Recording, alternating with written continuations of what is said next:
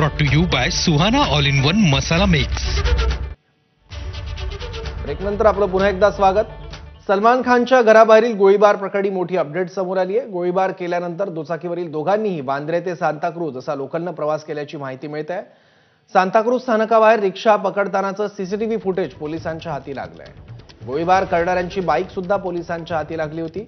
त्या बाईकचा तपास फॉरेन्सिक टीमकडून सुरू आहे. या प्रकरणात आतापर्यंत 3 संशयितांना पनवेलमधून ताब्यात घेण्यात आलंय आणि या प्रकरणाचा पुढील तपास क्राईम ब्रांचकडे सोपवण्यात आलाय. क्राईम ब्रांचची युनिट 9 या प्रकरणाचा तपास करणार आहे.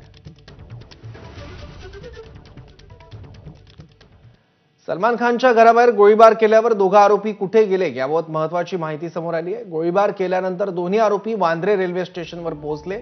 तिथून 5:08 त्यांनी प्लॅटफॉर्म क्रमांक 1 वरून बोरीवली लोकल पकडली. या लोकलमधून ते 5:13 सांताक्रूजला उतरले. सांताक्रूज पूर्वेच्या बाजूला ते बाहेर पडले आणि वाकोलाच्या दिशेने निघाले आणि ऑटो पकडली. सांताक्रूज रेल्वे स्थानकाचं सीसीटीव्ही फुटेज पोलिसांना मिळालं असून पुढील तपास सुरू आहे.